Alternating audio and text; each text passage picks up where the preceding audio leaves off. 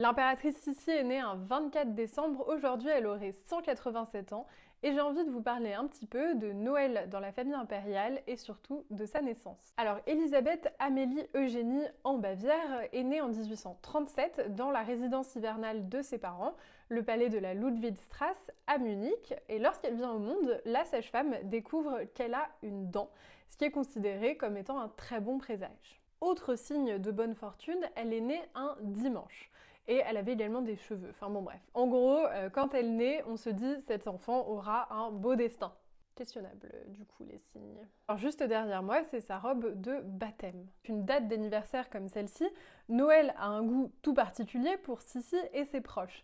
Mais c'est pas forcément pour le meilleur. Il semblerait que le Noël/anniversaire de ses 16 ans, elle l'ait passé probablement dans une forme de joie, puisque François-Joseph avait décidé qu'il passerait Noël et son anniversaire avec elle, et que donc pour la première fois il ne le passait pas avec sa mère, ce qui n'a sûrement pas dû plaire à l'archiduchesse. Les autres Noëls, ceux après son mariage, ils vont être majoritairement régis par des dignitaires, du protocole et des grandes réceptions. Au milieu du 19e siècle, et si pour la haute bourgeoisie, la petite bourgeoisie, Noël c'est déjà devenu plutôt une célébration familiale, c'est pas encore le cas pour la famille impériale, et on sait notamment grâce aux écrits de Marie Valérie, donc la troisième fille du couple impérial, que c'était plutôt pénible. Oui, si, c'est une figure mythique qui nous fait rêver, mais c'est aussi quelques réalités qu'on a plutôt envie d'ignorer, comme son ambivalence avec ses enfants, et notamment certains Noëls qu'elle n'a tout simplement pas passé avec eux, et où on a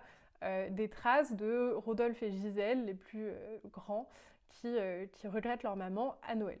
Je contrebalance à l'instant même, puisqu'on a également des traces des cadeaux que Sissi a pu faire à ses enfants, comme ce pendentif, que vous pouvez retrouver en vidéo sur le compte Instagram du musée Sissi à Vienne, et qui appartenait à Sissi, qu'elle a ensuite fait graver pour sa fille, et dans laquelle elle a mis un portrait de Gisèle et un portrait de Rodolphe. Voilà. 24 décembre 85. Forcément, des Noëls et des anniversaires, elle en a vécu plus d'un, et on va pas tout juger sur seulement les 2 épisodes que je viens de vous raconter, donc le petit bijou et quand elle n'est pas là. Mais si vous voulez en savoir plus, je vous conseille le livre de Jean Descartes, l'historien, sur Sissi, que je vous mets en photo là.